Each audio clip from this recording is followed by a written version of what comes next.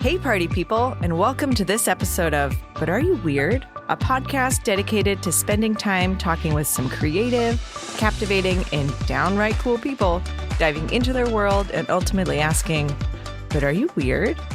I'm Amanda, your host and resident weirdo, and I'm so happy you are here with us today. And our guests on this episode are, or is, as a unit, Marci and Charlie. Yay! Indeed. Yay!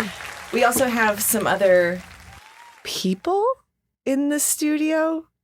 Who else is here with us? Puppets! Yeah, puppets.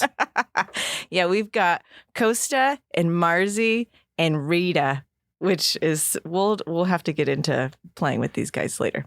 They'll just hang out on our laps for now, our little personalities. Okay, so Marci and Charlie, welcome to the But Are You Weird podcast. This is interesting because we have two people, but I'm going to treat you as a unit. For introduction's sake, can you introduce yourself to our listeners? Tell us what you do. Tell us what's meaningful to you, your hopes, dreams, goals, ambitions, your life story, whatever you'd like to share. Is that all? I know, I was thinking the same thing. Tell us everything about you. Marci, you can get us started. So currently I have been spending my time working on renovations we have a couple of two-family homes. And so my focus has been on making sure they're comfortable for the next tenants that are coming in. But I also feel like I wear many hats in my life. And another pretty big one is as a dog mom. We just adopted another dog. So she's coming up from Texas. Oh, no way. In a week from Saturday. So wow. Yeah. But yeah, I have, a fair amount of interests that are somewhat all over the place. I've, worked with elders and went down the holistic nutrition path and then the subtle body path. And love to travel, love to do puppets. So it'll be fun to talk more about that.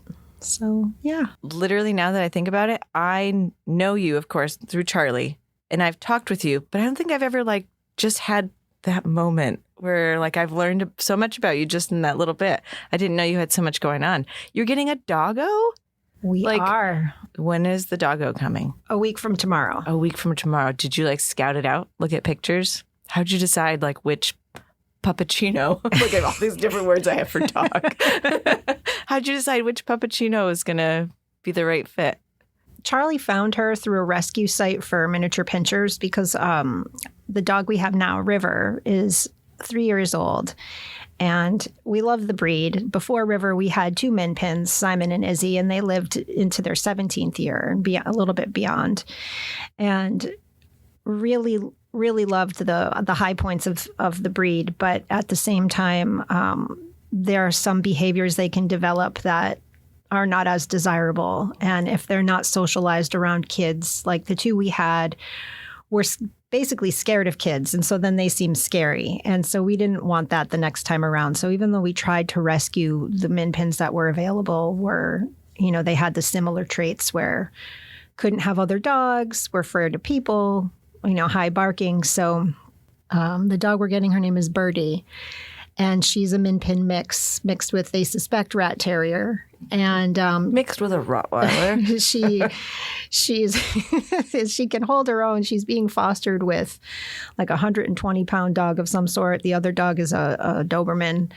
And so we reached out to the rescue and they sent us some videos of her. And we thought she would be a good balance. Even when you purchase a dog or acquire a dog from a breeder, there's no guarantee what you're going to get. So we thought, we take a chance, and we're excited for that because River he loves other dogs. But again, with the breed, he sees dogs and he goes nutty, and other people are like, oh my God, you're a freak, get away, And so we've been looking for a while, and she definitely felt like. Did you say Birdie? Birdie, yeah. Like a tweet bird, yes. Or like Bertie? No, like a tweet. Okay.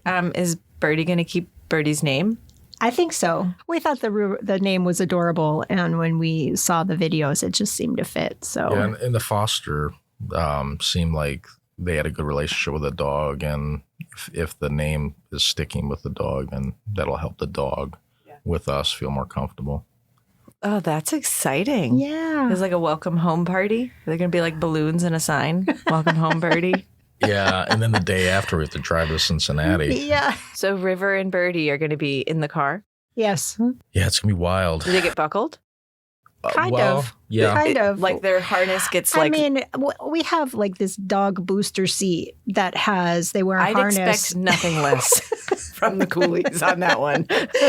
I mean, I've researched all about, I mean, they even have like crash test seats, and, you know, these, like River has this fancy harness that has been crash tested because, you know, my thought is they're, you know, like let's just make it clear. I know they are not like human people, but we don't have human kids. So they are like our children, and they are part of the family. And I think most people who are dog or pet people feel that way about their pets. Absolutely. And so it's just, you know, trying to do the best that you can with the resources that you have. And it actually is better to not, you know, there are moments River doesn't like being in the car. Like once we get on the highway, he's good.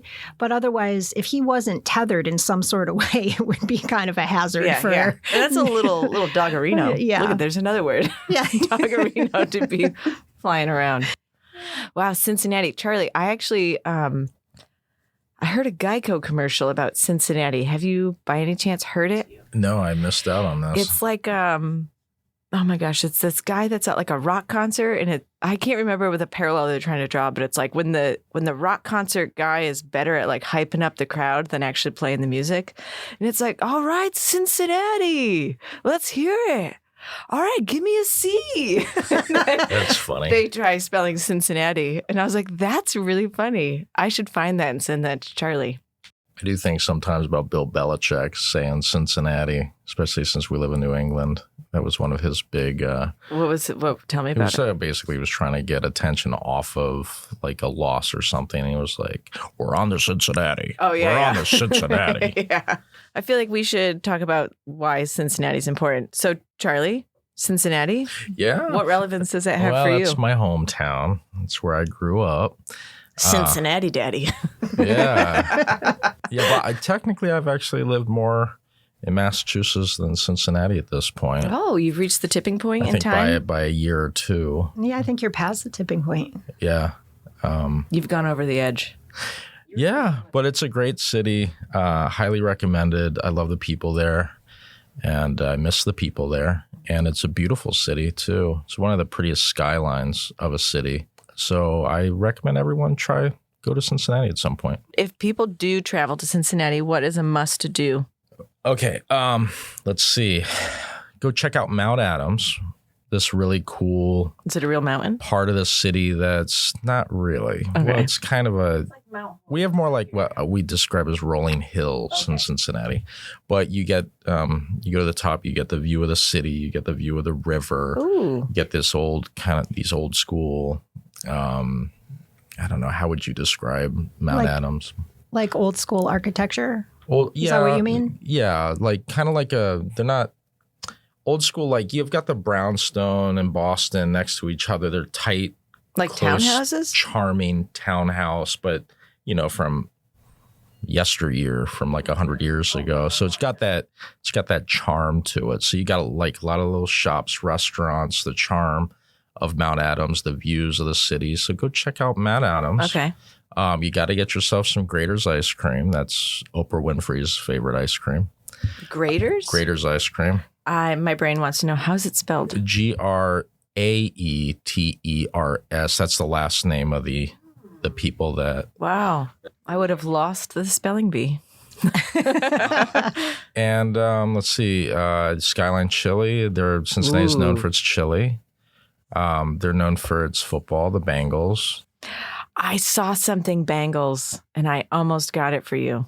Oh, Just you so did? you know. And then I've been trying to get in the habit, which I also didn't do this either, of like instead of buying things that like I think people would like, just like taking pictures of them, but I didn't even take a picture.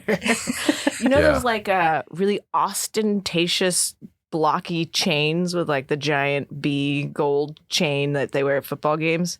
I saw one of those. Oh, that would have been fun. They had only a Red Sox one and a Bengals one of all in this like sports collectible store in Connecticut.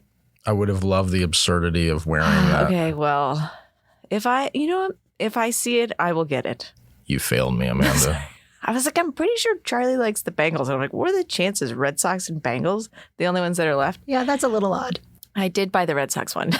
I do. For my brother. I do love the Bengals. Do I wish they've had more success? Yes. I'd say they did in the last 10 years. They've done decently, right? I just think about when we Super worked Bowl, together. They've done better. Yeah. But the team that I knew when I was growing, I'm just going to say my age. I'm 46 years old. What? But they were really good when I was a little one. Back when I was a kid. They were really Back good. in the olden Yeah, when days. we had horse-drawn carriage, those Bengals were great. No electricity, but Back when we used rotary phones. No running water, but they were wonderful. so yeah. Since we're talking about us as a unit, we should talk about where we met. How you met. And Marci mentioned how she worked with elders. And we work for... Did he just say what? Oh, wait. I would say I'll edit it out. I feel like just so the listeners know, been really intentional about, not calling out too much where people are they from know and where now. they work in case of image. Oopsies. Not that we say anything controversial here. I like to think we're very neuroaffirming and quirky and weird, but society sees us in different ways. And so do we want to represent what was it called again? Because I'll edit it. Did he just say what? What sound if we had to edit over that? Like duck quacks or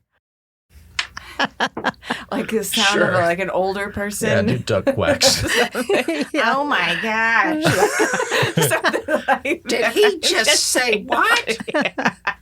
Yeah, there's your line. That would be great. Can you do that again? Did he just say what? Okay. So, Sorry, hold on. yeah. Before we started recording, I said, hey, let's make sure we don't call out the names of the places. First thing I Charlie thought does. that was current, calls not out the before. name It doesn't matter before. My eyes are bugging out at you. Like, Yeah. what are you doing? Marci looked at me like, did we not just talk about this? Literally. I thought pass was okay. I typed it in. Anyway. So you met. So we met. I had worked there for 5 years. Marci had worked there. You worked there for what, 18 or Yeah, just something? shy of 18. 18 years? Yeah. Yeah, I had 5 different jobs for the agency. Yeah. So that's where we got to meet each other. And What's the story? Come on. oh, we're going there? We want to hear it. Right? Seriously? Is that where we're going? It actually was one of the things I had on my list of things to ask. It says, ask Charlie and Marci about their relationship. We started as friends. Imagine if you were enemies. We hated. Actually, that could happen. Yeah, opposites Okay. attract, right? Maybe Yeah. it could Well, be. I suppose as to just jumping right into a romantic Oh, yeah. relationship. Like Charlie would visit me in my office every day. He'd make the rounds. Did he like lean up against the wall? I was like, sup, Marci? I might have actually. He might have, yeah. Anyway, I liked going into Marci's office and chatting with her. She was a supervisor. I was a case manager. She wasn't my direct supervisor. I was going to say, No, the tea. it wasn't like that. But yeah, we became friendly, and it just dawned on me more and more that this seemed like it should go other places. So then I decided to brave up and walk into her office. Are you going to tell her the story? Go ahead.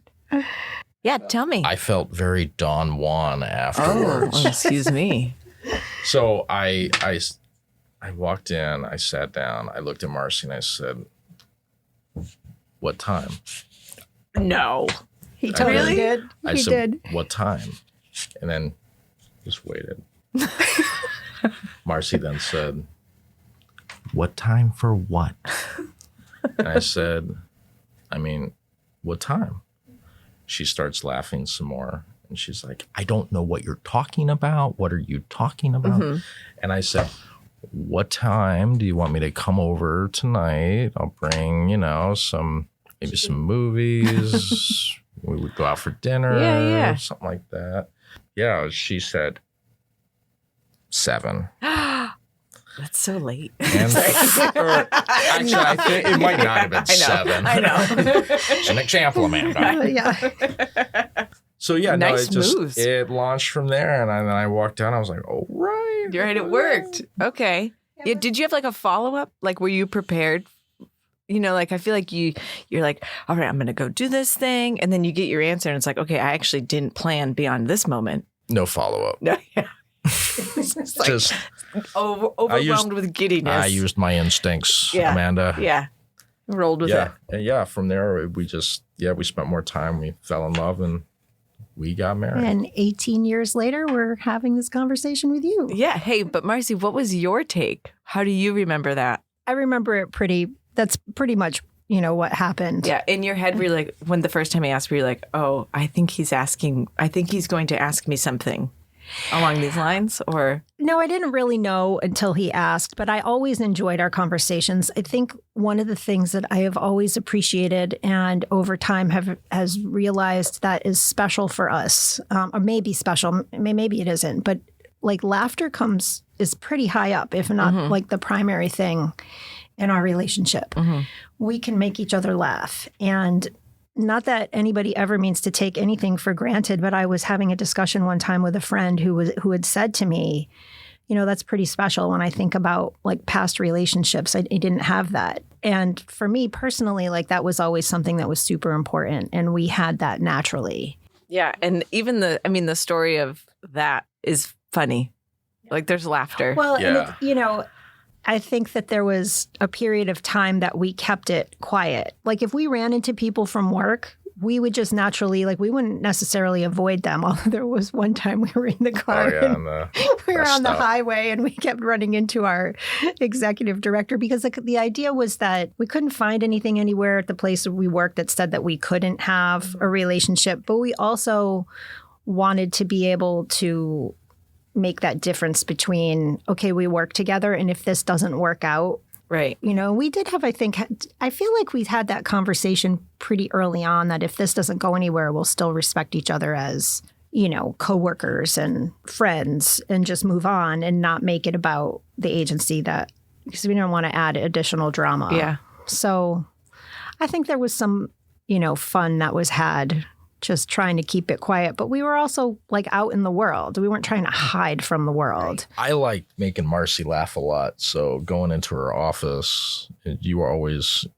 laughing. So it was fun. Yeah. Yeah. It just evolved from that. And we've enjoyed our humor together ever since. It's one of my favorite things about you, Oh, Yeah. this is amongst sweet. many other things. The laughter is a large reason why you two were invited. I love the two of you together. I love each of you separate, but the two of you together is, what's the phrase? Like the sum, wait a minute. The sum is greater than The parts. Yeah. I How does think- the actual quote go? That That idea would of make like, sense. if I add Charlie plus Marci, you get one thing, but Charlie and Marci are bigger than both of you added together. Whatever that quote is, insert it here. That's going to I'm not going to be able to think straight. I'll Google it later. But you two together are so much fun. And I am always laughing with the two of you. Like actually from the minute I see you, even walking in this morning, I saw you, Marci, and then I turn to my left and I see Charlie and I just start laughing. It's like, okay, the unit has arrived. Like this is great. The unit. That was a unique moment too, because I was in Nourish and we did not come together, and I didn't know you. So it was like three. Converging. Amanda It came out literally- of a hallway. I'm walking straight, and then Marci's walking out from a hallway from the other direction. So the three of us met. Boom. So Marci, you had the vantage point of seeing Charlie and I. Charlie, did you see me? I had no clue you were there. So Charlie saw Marci. I only saw Marci. Marci was the only one. So the two of us. I think my words were, well, isn't this convenient? And I thought you were talking to me, and then I realized once I saw Charlie, maybe she was like, it was just a lot of information to soak up. And so it literally was like, I think of film, of course, like if it was like it was scripted if it was supposed to be that way. It was like just funny. That was good stuff. And yeah, well, it was the perfect start. Like there's no better way for the three of us to have actually met this morning. Anyway, so laughter is a big part of why you were invited. The joy that you bring me, and the two of you do have something really great. Between the two of you, there's so much joy and the creativity, which we're going to talk about. It's really admirable. And seeing the two of you have that together, that playfulness, like that's always fun. And certainly, of course, not everything is sunshine and rainbows all the time.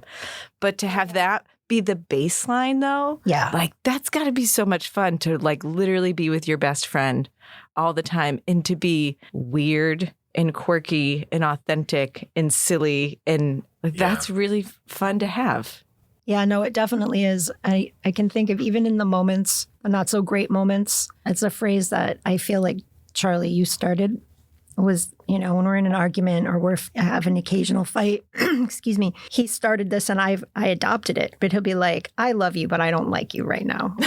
I can totally imagine that And from Charlie. It's enough to kind of just alert the other person like, hey, I need a minute. And it also helps, I think, bring a smidge of levity there so that, you know, Right. we can Like, come back together and work through it. you And- don't want to be in that situation because you know that there's so much love between the two of you and there's so much appreciation for one another that it's like, this is actually yucky.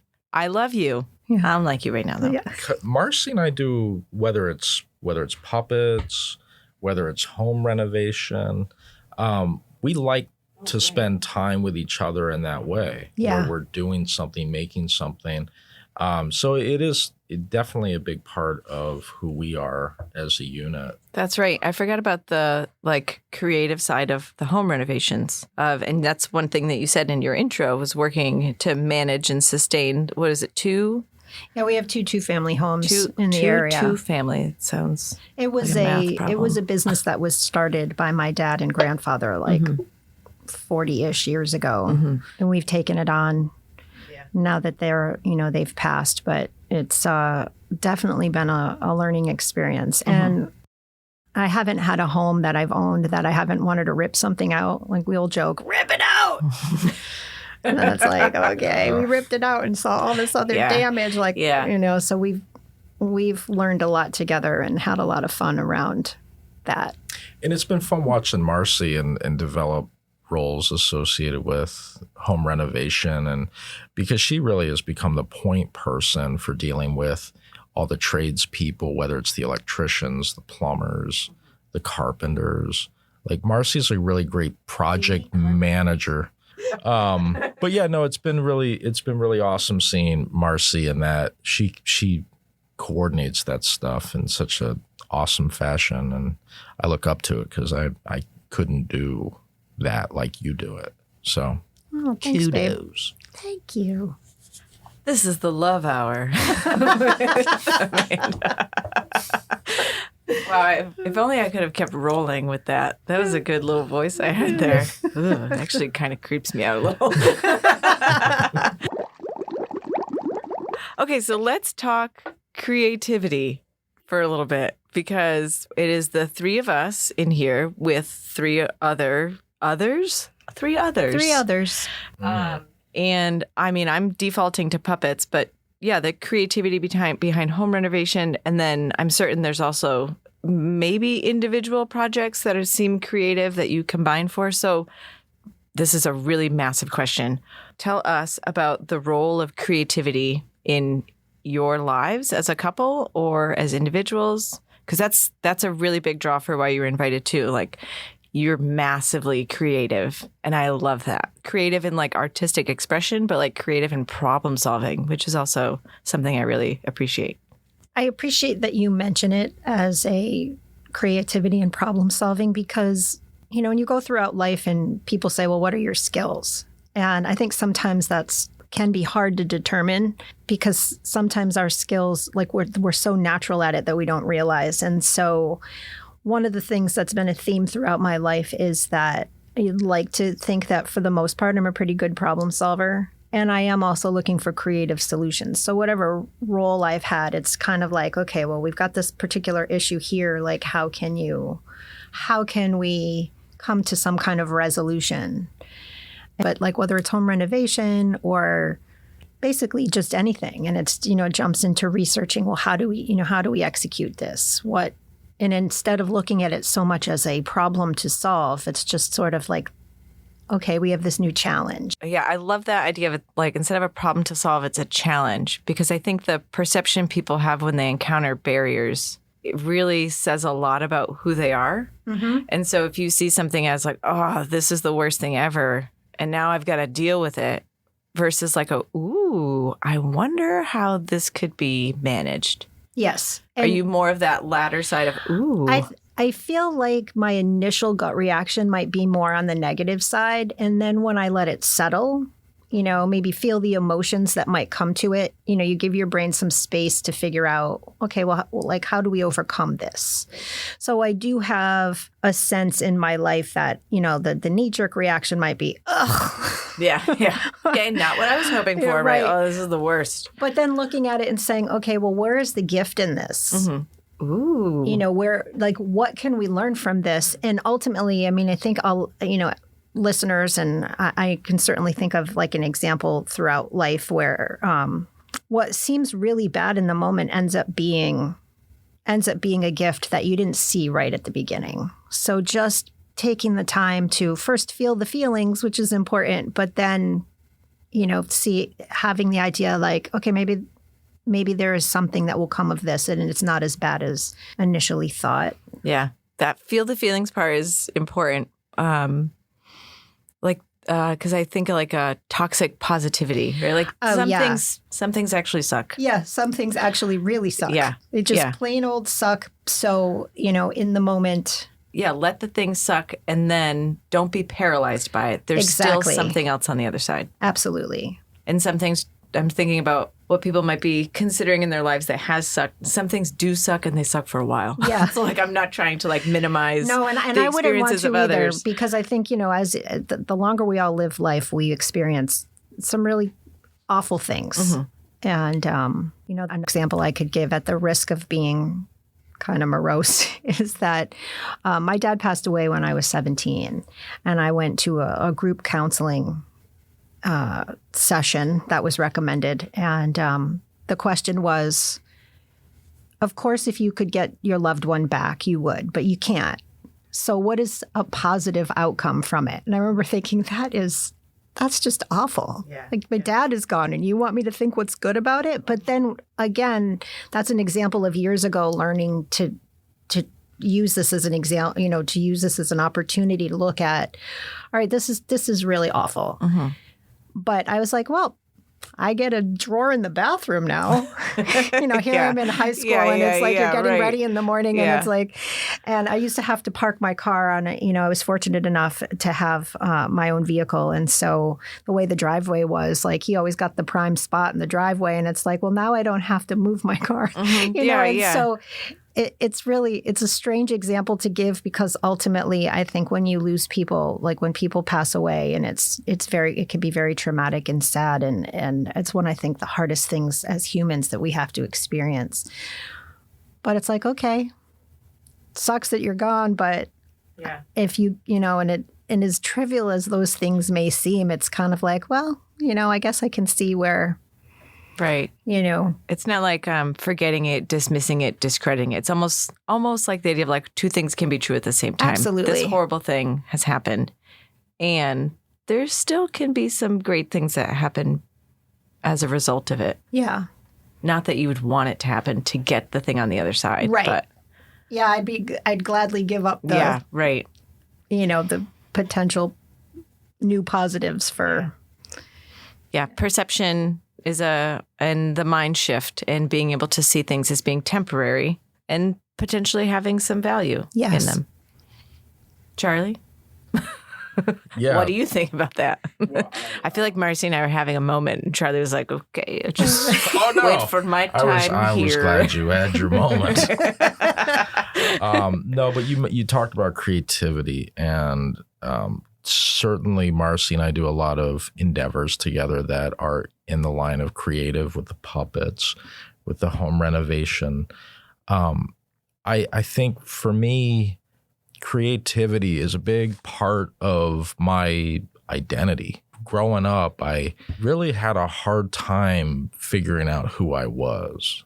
And then it really became clear after I went to college and I was in Boston, and I felt very uncomfortable with who I was. And I wanted to get over like a shyness.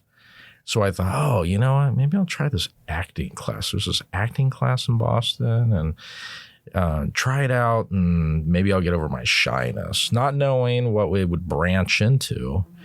But that's what I did. And I came to realize after doing the class that I started to see myself in a more positive way. I started to see, oh, you know what? I'm actually enjoying this. Mm-hmm. And I'm also enjoying the fact that it's other people are enjoying this that are watching me perform in this whatever acting thing I was doing, to the point where I was like a business major and I'm like, okay, I'm bored with this. Let me do something I actually really want to do and switch to a performing arts major. That's a pretty big jump. Yeah. Ironically, I felt like I was figuring out who I was by trying to be other people. Yeah. So then I just tried to do everything I could to be in any performance related thing, whether it was being on the improv troupe, doing films, getting on stage. And it gave me a sense of community. It gave me a sense of identity. And ever since I did that, I've been doing some form of storytelling ever since. Later, I became an occupational therapist, more specifically mental health now.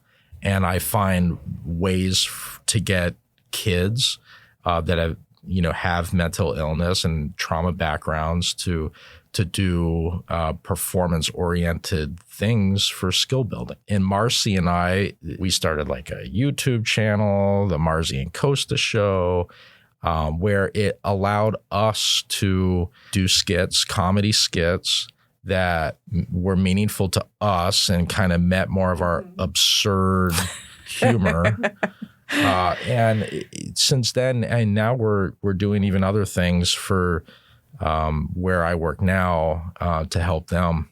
And but yeah, it's just there's so many enjoyable things to get from creativity and from performance, and it's like the gift that just keeps giving. Mm-hmm. So that's.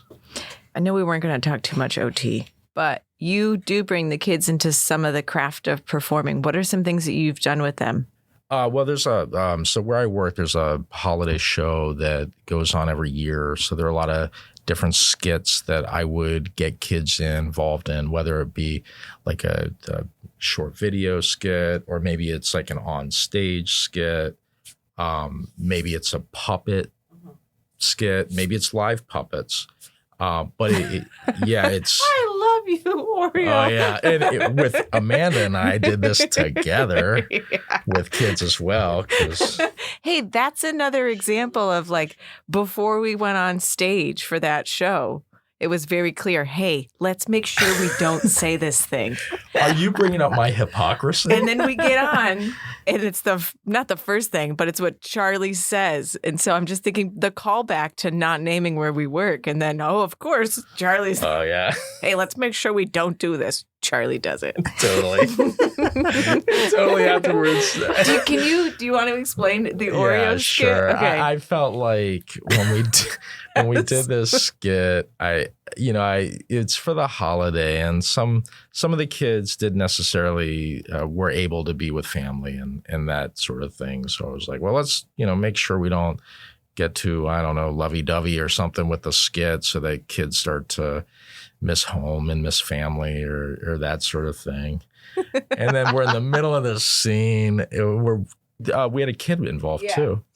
So you, me, and a kid, and there's a moment when I said, "Oh, I love you, Oreo," as a puppet, and like the thing that I said, let's not say something like that. I did.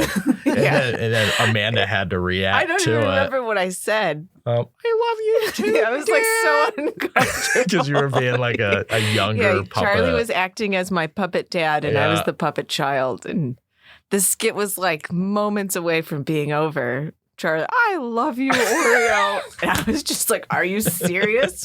We just said we're not doing this. And then, of course, that became a running joke. Yeah. We have a few running jokes. Because we were fortunate to work with each other. Thinking about the creative side of things, so you spoke about what being engaged in performing arts and being creative and what that did for you. How have you seen that impact the kids that you work with? So many ways.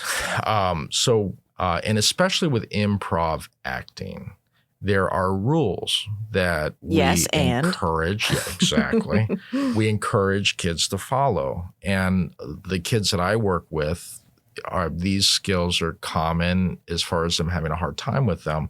So one, you have to listen to each other. You have to agree with each other.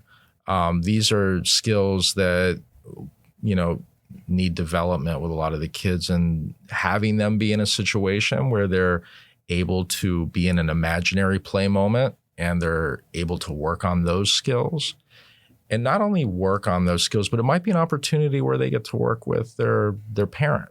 I'll have a kid and a parent work together, and going into the attachment piece, that gives an opportunity for them to build more rapport and maybe see each other in a slightly different light, and increase the appreciation and increase the opportunity for imaginary play together. I mean, as an OT, Amanda, you and I both know play is where it's at. Mm-hmm. And so it provides for kids and adults. Yeah.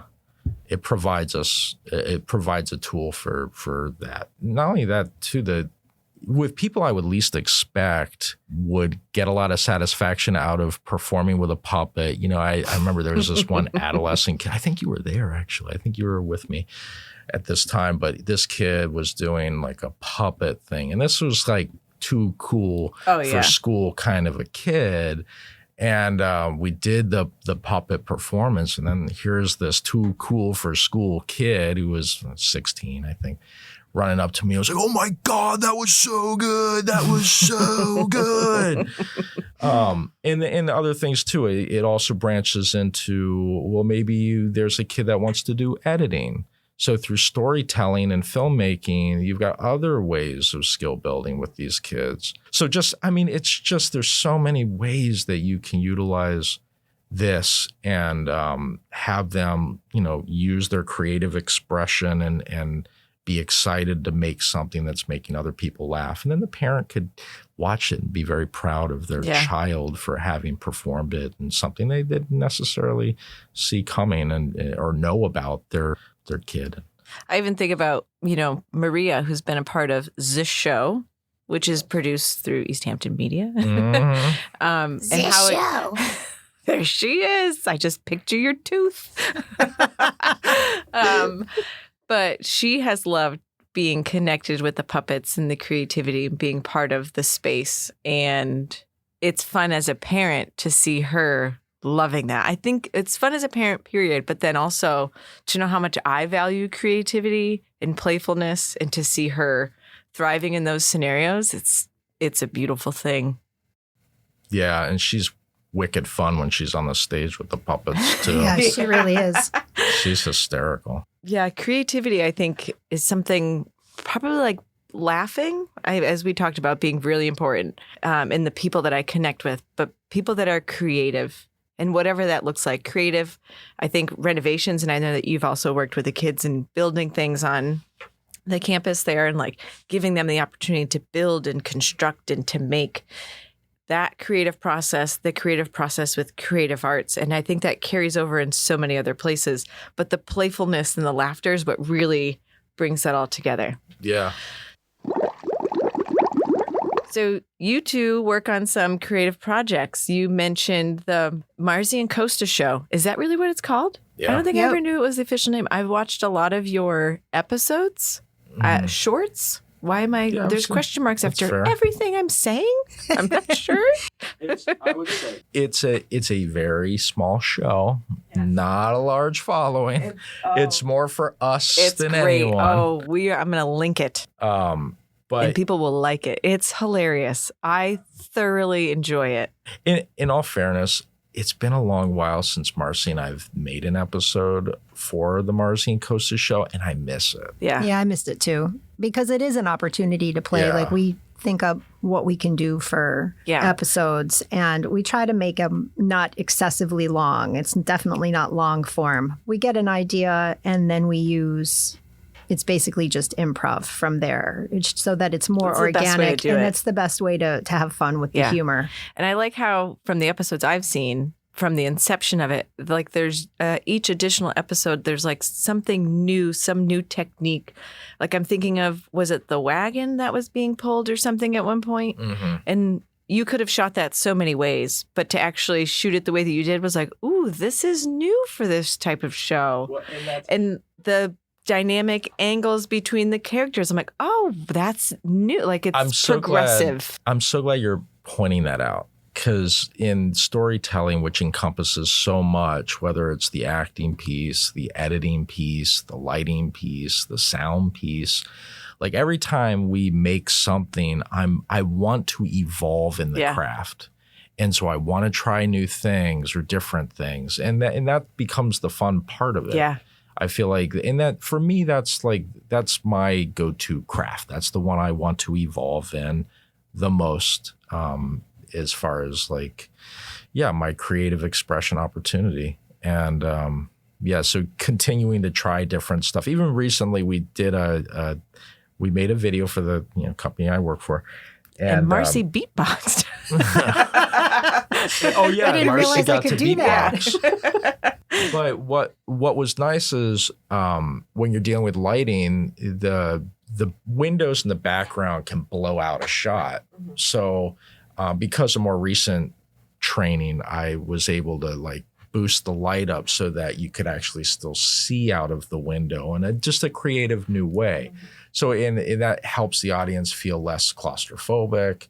It's a better look to it. But little things like that, you get excited about. Yeah, like, I feel you. Even just you saying that, I was like, oh, I don't think I realized that in that shot. Yeah, I feel like once you get into the production, the creation even side of it, in any way being connected with a project, the appreciation for it changes. Yeah. It's not just, the actors or the talent in their engagement, but what camera angles and how long and what's the sound like, and is there which is the most important background piece. sound? Is there some distortion of something or other? I was making this video kind of when I met you where we worked, the place that shall not be named. And you had mentioned you were interested in film, and I was like, oh, cool. I've done some film. And we had a conversation about like how long editing actually takes. And meanwhile, it's just me like cutting and dragging clips. But I didn't realize until now, like editing is a massive undertaking. Endeavor. Yes. So our connection over that little bit of film, and then you mentioning that you were doing some stuff with puppets and creating with the kiddos, I was like, oh, I love this type of stuff.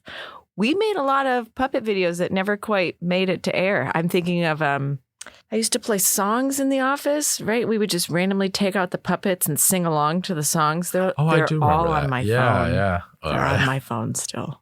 The joy. Sprinkling joy on the children. My question, where I'm trying to go with this, is I definitely know Charlie is being heavily involved in film. And Marci, was this something that you were always interested in? Or did Charlie's passion for the project like ignite something in you?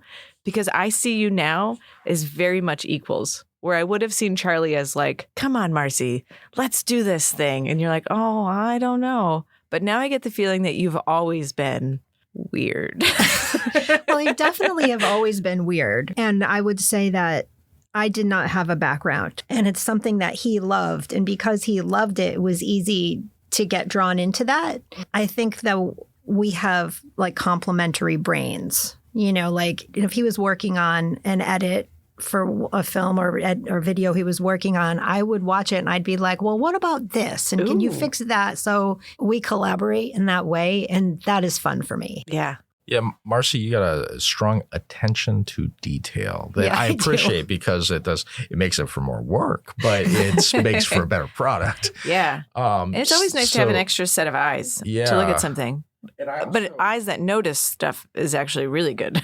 Yeah. Like one person critiquing your things, like, okay, thanks, appreciate it. But someone who's got some really good feedback to add is like, oh, Yeah, I don't Yeah. know. This is I know nice. sometimes my feedback might be, don't undersell yourself, Marci. yeah, well, there are moments where I'm like, you probably don't want to hear this, Oh, but yeah. And then most know. of the time it's you're right. Okay. So I have to preface things to Charlie in, gosh, I can't even remember how you phrased it. You said something like, Amanda, the way that you appreciate grammar is the way that I appreciate film. Yeah. And so I think about that where like if someone came to me and said something about grammar, I'd be like, you actually don't know what you're talking about. right. Not really, but kind of. So when I give Charlie criticism or like ideas about film, I have to say like, I know you're the expert in this. I'm not attacking. What about this thing? And then if he says no, I go, okay, I get it because that's how I feel about grammar. Well, you know how I know about your love of grammar. I would love it if you told the story. Well, I'm trying. So you and I are at a MAOT, Yeah. the Mass Association for Occupational Therapists, the Yeah. conference. And there's something that I wrote with grammatically poor. And I was trying to communicate something to you during. Do you remember exactly the grammar that was corrected? Yeah, it was either there or your. Something like Incorrect oh, use. Yeah. So then I sensed the joy that Amanda had in the potential correction. It was like, oh, this is so good. I cannot wait to correct Charlie on this.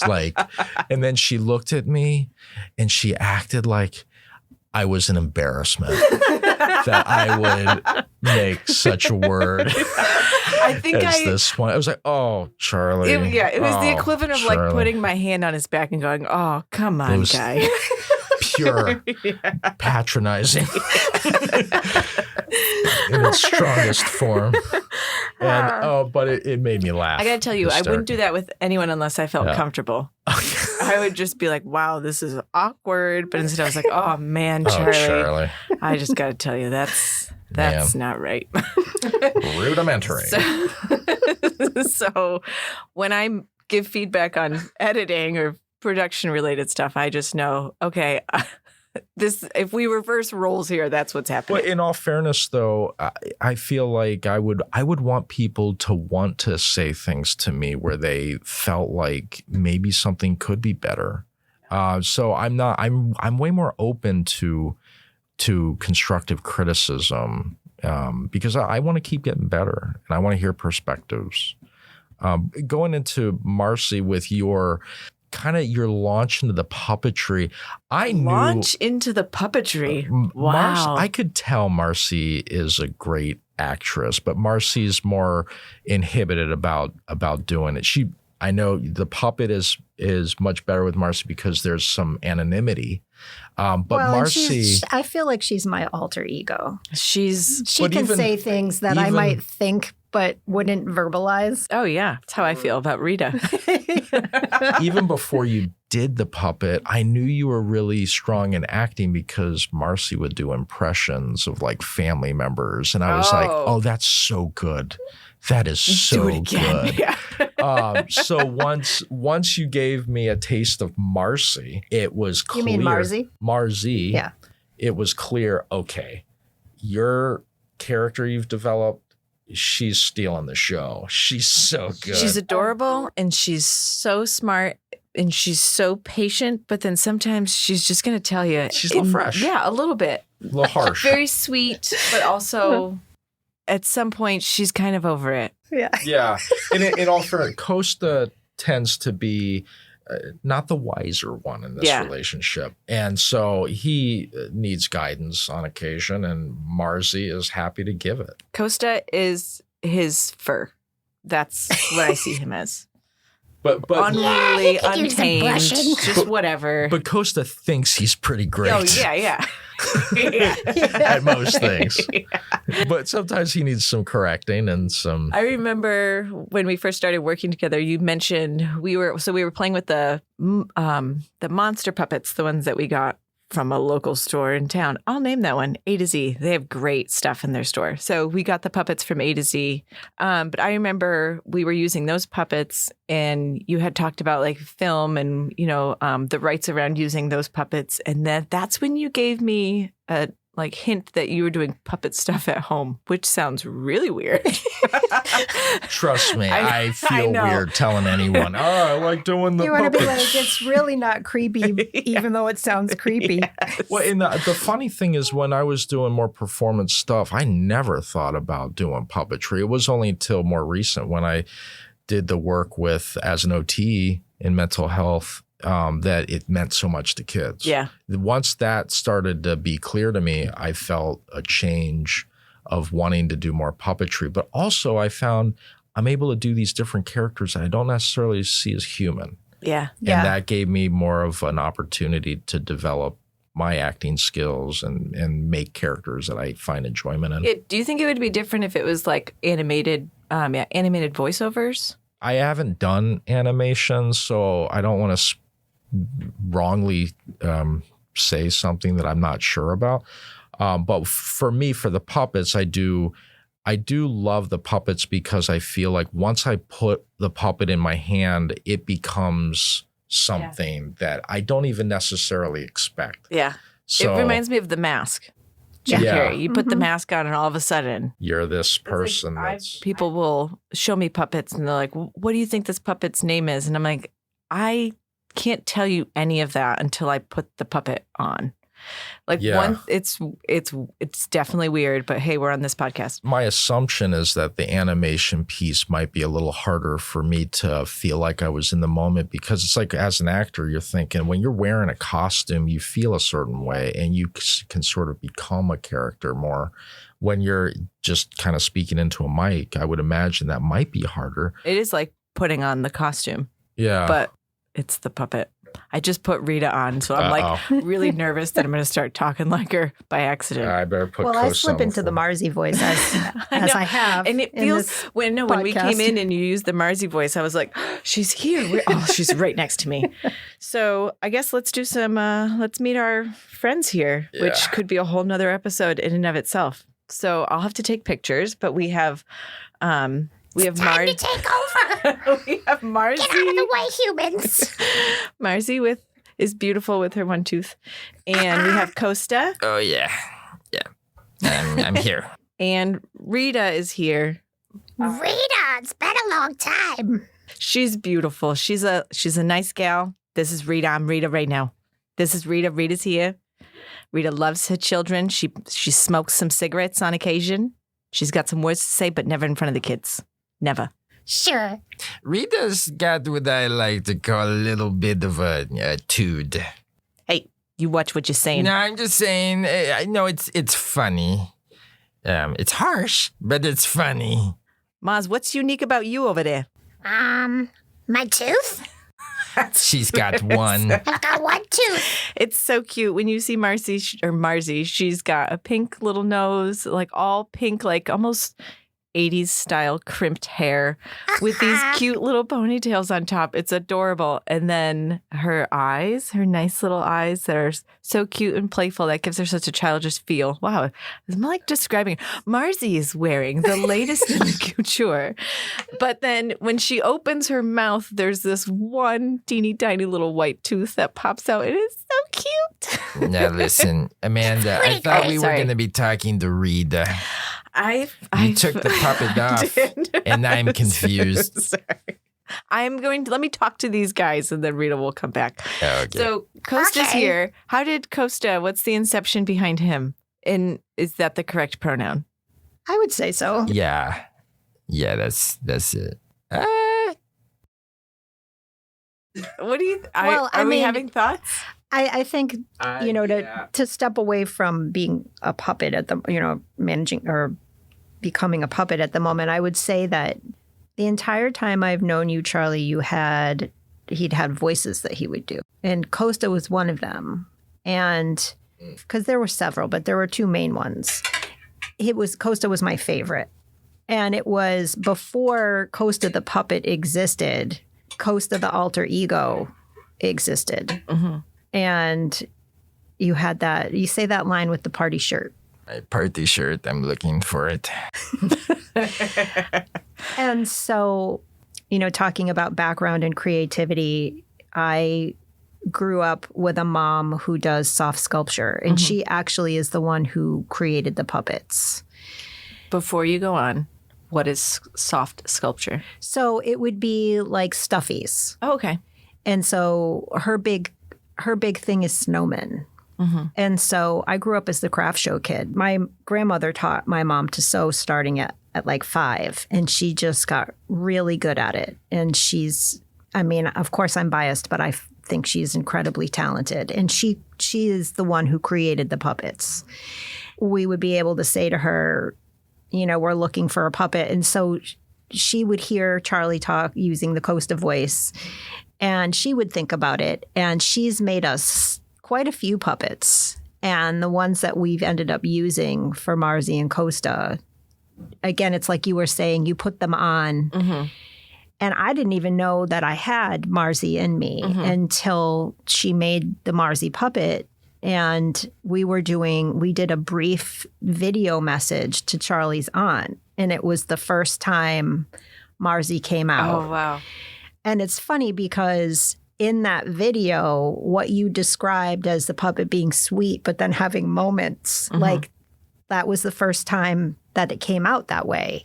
At the end, Marzi felt that Costa was crowding her shot. Yeah. And so she let him know. Yeah. And it's fun now to look back on those videos, and we still laugh. So when you asked me the question to where did Costa come from, I had hesitancy in my voice because there is a little bit of a history with Costa.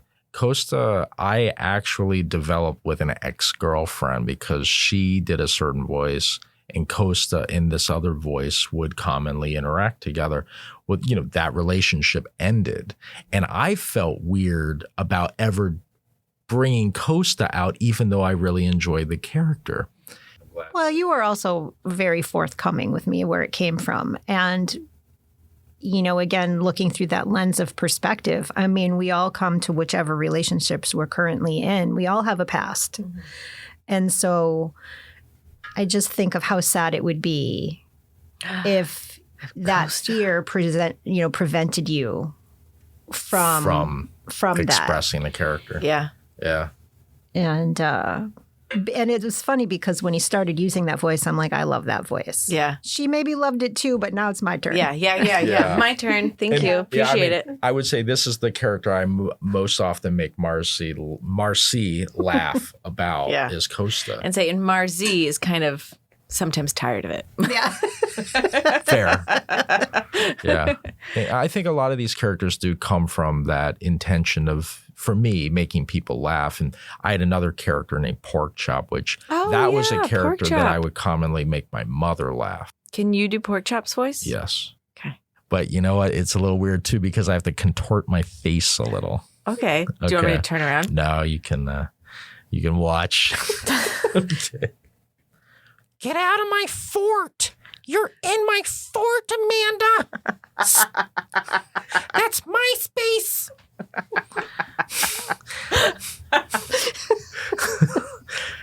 Why are you laughing? You think that's funny? It's my fort. That's Pork Chop. That actually reminds me, I think the last episode we have done so far on the Marzi and Costa show was the Halloween episode like a year ago. Oh, where Costa and Marzi Costa tries to put Pork Chop in the pot in the of Halloween stew. And then Marzi tries to get Costa to get in the pot of holiday Pork stew. Chop runs away. Yeah.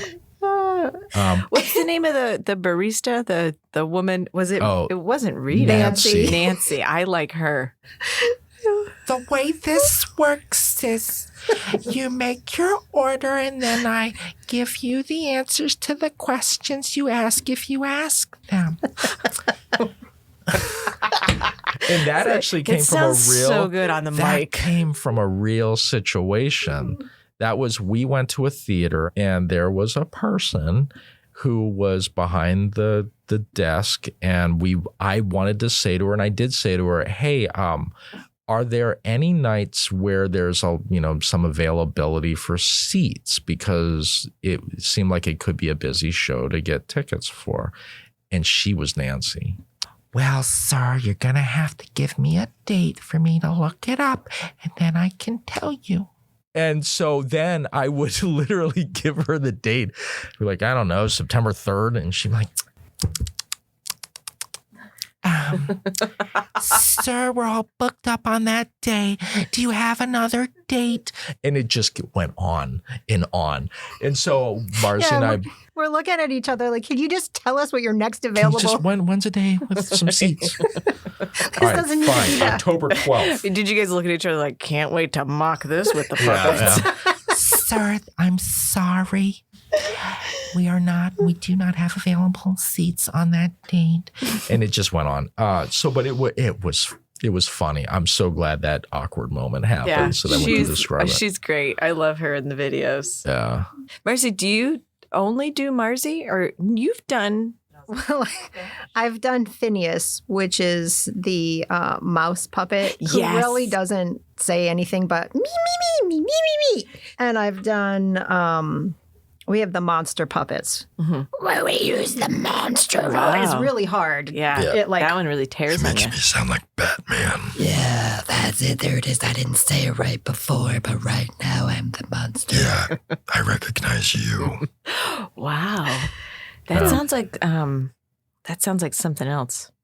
It's like a Like a transformer or no, something. Inspector Gadget, the mean guy. There's Oh. a bad guy in Inspector Well, Gadget. the funny part is that we talk about Claw. we talk about sweet things in that voice. That's where the humor comes Yeah. in. I like chocolate in this hot chocolate, maybe a bit more. If only there was more sugar. I think there were a couple of episodes where we used them because in the beginning we were trying to merge my love of nutrition, using nutrition for health. And it was somewhat of a cooking show in the beginning before it morphed into these other skits that we would do. That's where the professor and Phineas would come in and talk about, some of the ingredients and where they came from. And then we would have the monster puppets being like they were an audience watching and they had their own commentary. I feel like it's limitless what you can do and the characters you can create. And I just remember doing the Mensa episode. And it was the first time we're both trying to each do two puppets and it's, getting your body to work. And so I'd be like Phineas, but Marzi would be moving her mouth because I'm using the Phineas voice. Yeah. Then we'd have to be like, wait a minute, I remember we gotta redo watching it. that, and I remember talking to Charlie and saying, was it just you guys? Because to see the puppets, but to know that it's potentially only two people, that's one of those things where when you're a part of the production, you really appreciate the production. Even now, I can't watch Sesame Street without thinking like, how are they actually doing that? That honestly took like 17 takes to get that one right. Because we were both doing it, like moving the wrong mouth with the voice. And it took some, but that's one of my favorite as well, skits that we've done. Yeah. And that also calling back to the evolution, right? Improving the skill, trying new things like, all right, let's try this. Yeah. Yeah. Experimentation. All right. So we've had the opportunity to chat with Marci and Charlie and Marzi and Costa. And we learned some stuff. And we've kind of hinted at some things, but I got to know, you're wonderful, you're creative, definitely passionate problem solvers. But are you weird? I think anybody that's walking around with a puppet in a bag might automatically deserve that title. I was going to say, I meant to bring this up before. It's really concerning to me that they're in a plastic bag. There's something that feels inhumane.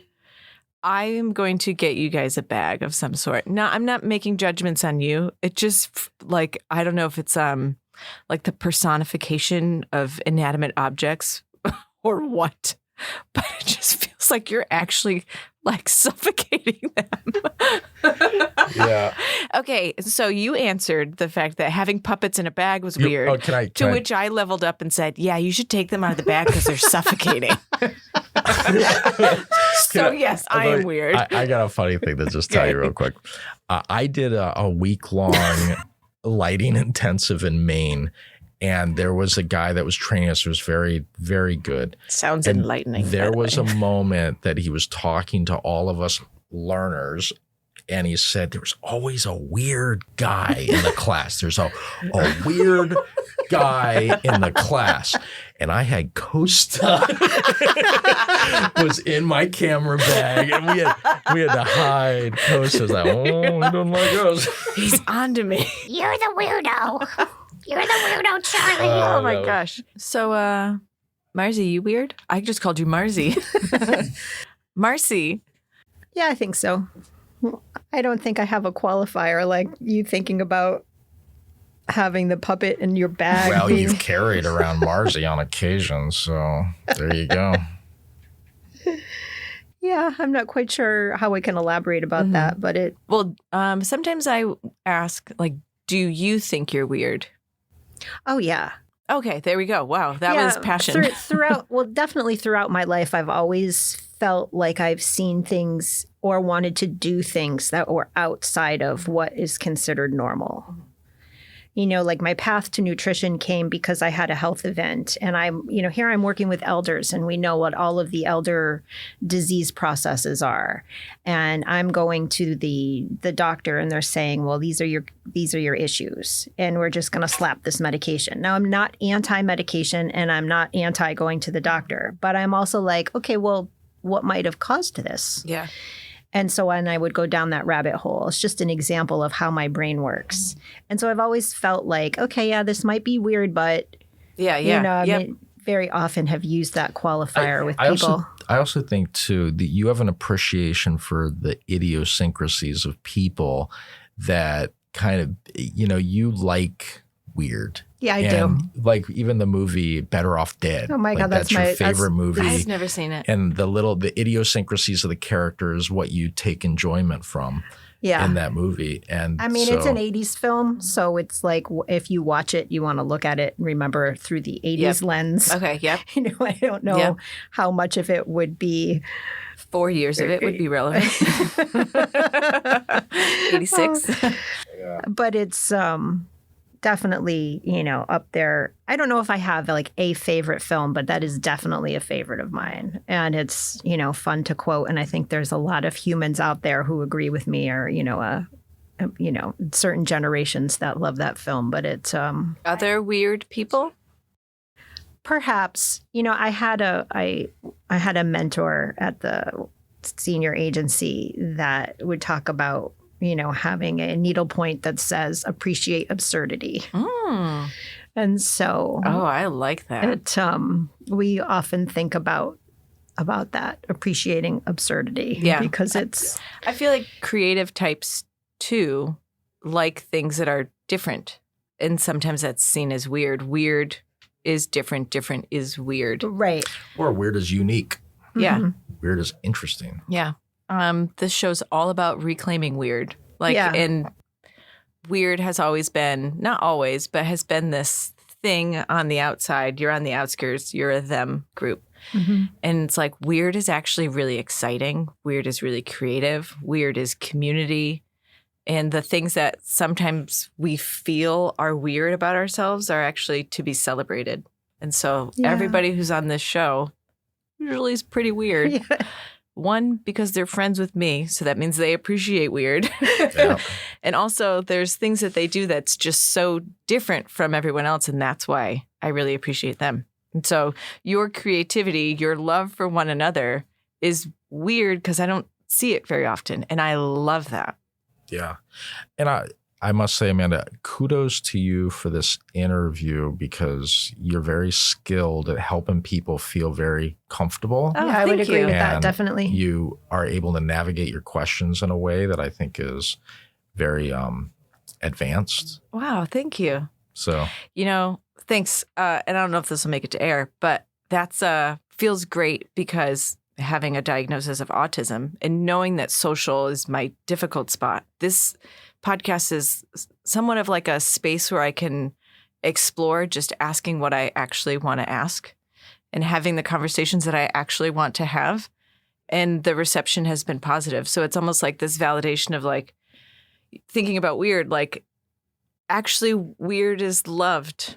And so if people like this, that I'm not pretending to be anything, I'm being myself. And so to get the positive response is like, okay, take the same podcast, Amanda, who's being authentic, and put her in every other space because she's actually okay. And it's amazing how much of a challenge that is throughout our society. Yeah. Like you have this learned behavior of not accepting yourself because of this idea that you might be weird and who will think what or whatever. And then getting to a point where you're like, oh, this is me. Yeah. And attempting to be unapologetically yourself in every area of your life. Yeah. And that's definitely, a challenge that I've had. And it is easier to be yourself when you're around people who are more open-minded and accepting, such as this scenario right now. Yeah. And not only is it easier, but man, it feels great. Mm-hmm. It feels like joy. It feels like, I think like creation and life can be so much fun when you're around yourself with people who make you feel great for who you are, not for who you should be. and that has come into my mind a lot recently. You talk about being your unapologetic self, having the bravery to be your unapologetic self. If we can all just focus on that, if we could all just be brave enough to be ourselves, it's amazing how further along I feel like people get if they just do that. Mm-hmm. Like, just be you. Yeah. Yeah. And the self-check of like, okay, not like, did I do what people wanted me to do, but like, was I authentically myself? Okay, well, then I have no regrets. I mean, don't hurt people, obviously. Right. But like, don't get caught up in the nonsense. Do you, Marci and Costa, want to do the outro? Sure. That's a wrap on this episode of But Are You Weird? Thank you so much to the humans for letting us get to know you and showing us your weird and wonderful self. And thanks to you for tuning in and getting weird with us. I'm so glad you are here. If you enjoyed this episode, please follow, leave a comment, or share it with your favorite curious mind. Until next time, stay curious, stay kind, and definitely stay weird. I hope we botched it enough for man to have to edit like crazy.